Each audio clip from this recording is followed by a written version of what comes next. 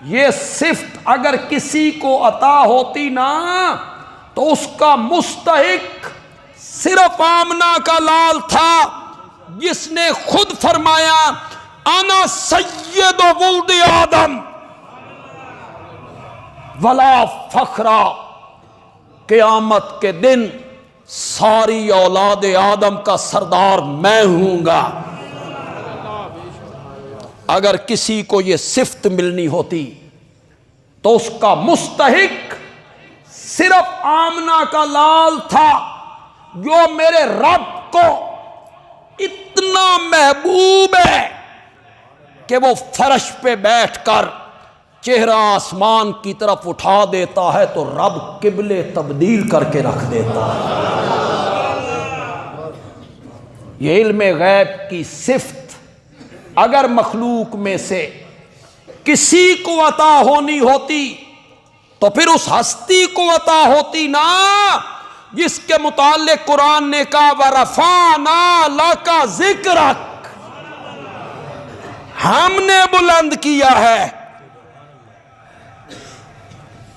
یہاں نہیں کہا رفع تو میں نے بلند کیا ہے۔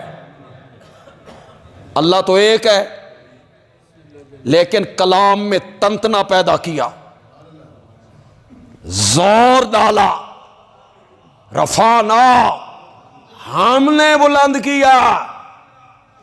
یہ ہم نے پہ تو تھوڑا سا غور کرو یار، ہم نے بلند کیا ہے۔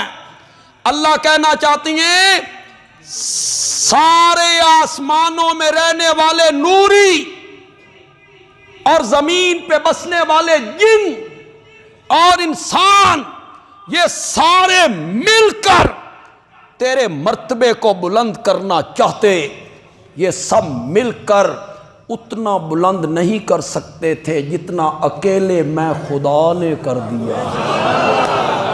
رفعنا، ہم نے بلند کیا تیرے لیے تیرے ذکر کو۔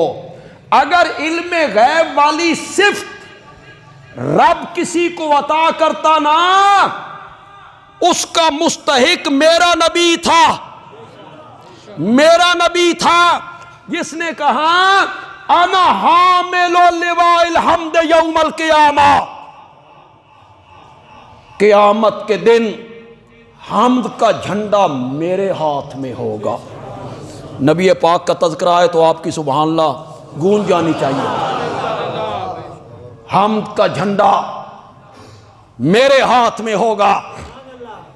مقام دیکھیے میرے نبی کا، عظمت دیکھیے میرے نبی کی، شان دیکھیے میرے نبی کا، رتبہ دیکھیے میرے نبی کا۔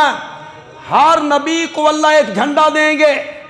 یہ حضرت موسیٰ کھڑے ہیں، یہ حضرت عیسیٰ کھڑے ہیں، وہ حضرت ابراہیم کھڑے ہیں۔